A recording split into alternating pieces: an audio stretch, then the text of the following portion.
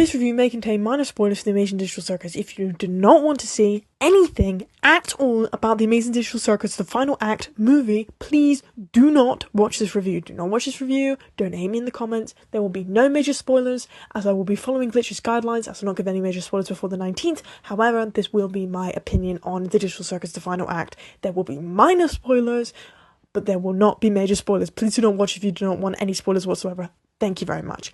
Now, to begin the review, I want to touch on, well, obviously my thoughts about the movie, and I can't really go into my thoughts about the ending. I'll post a separate review on that when it comes out. I just want to give my main thoughts about them. Basically, it was, as the poster suggests, a Jax Fest. There is a lot in this episode movie that is about Jax, which is fine, because I, myself, enjoy Jax. I've liked him since the first episode. You know, when everyone was hating Jax, I kind of agreed. I was like, oh, yeah. But I like his character, and I like where he's going. I do wish, however, that they, throughout the series, not just in the final episode, but throughout the series, focused more on other characters, such as Ragatha, Zubul, Gangle, and they get their moment in the sun, because I feel like Jax is a cloud over the sun that's very much hogging the space, especially from Pomni, who's supposed to be the main character of the whole series. Like, Jax is Gooseworks' basically MC in the Digital Circus. That's her self-insert, and I think that it really comes through in this movie how much of a self-insert he is, and also just how much time he's taken up in the entire series is kind of ridiculous. But I like his character, I like his trajectory throughout the circus, and I really enjoyed his participation in the last episode. Honestly, that was one of the only things I enjoyed about the last episode, because I did not really enjoy the last episode. I'll get on to more of that when we go into it, but I just thought it was corny, and I can't, as I've mentioned, I can't go into the ending, but it was just really like, I feel like it was the ending of the fucking Lego Batman movie. Like, they're all dancing and singing and la la la la la la la la. Like, as I said, I'm not going to go into it, but it was like, oh, we're doing this now. We're okay. They made a lot of choices, which I wish they wouldn't have made. I understand it's the last episode, and you gotta explain what's going on, but I kind of wish they wouldn't have gone into as much depth as they did in the episode, kind of explaining stuff. I wish they kind of would have left it more up to mystery once you see the movie. If you have seen the movie, you know what I'm talking about. But it was really just corny to me, and I understand the whole series is corny and blah blah blah, and there was a lot of people in the cinema and cosplay, which I'm fine with. I was part of the DSMP, I don't mind, okay? But the problem is when the show also becomes corny and you're like, oh, like some theories I heard are so much more in-depth and so much more entertaining than what actually happened in the movie. Also, it kind of felt like the ending of Stranger Things to me, I'm not gonna lie, where there was such a big mystery brought up for so long, and you get to the end and it's just disappointing. You're like, oh, that's what we're gonna do, that's the ending, that's your explanation. Okay. Like, that's what it felt like to me.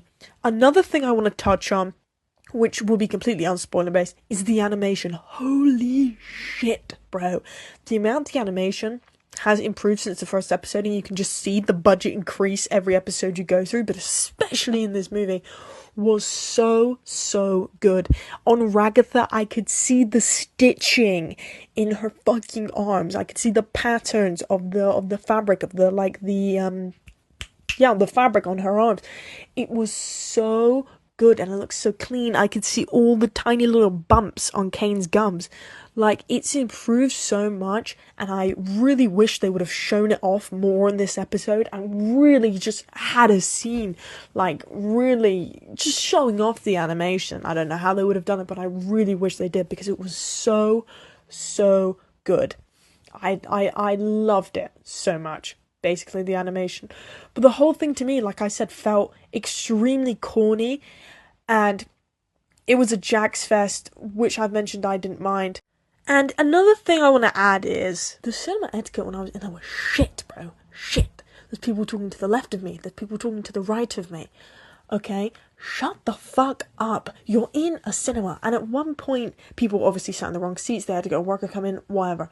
They're just stood in the middle of the screen. Guys, I'm sat at the back. Okay? And if I was sat a row, like a row in front of me, because there were 3 rows down, I wouldn't have been able to see anything over your tallness, sir.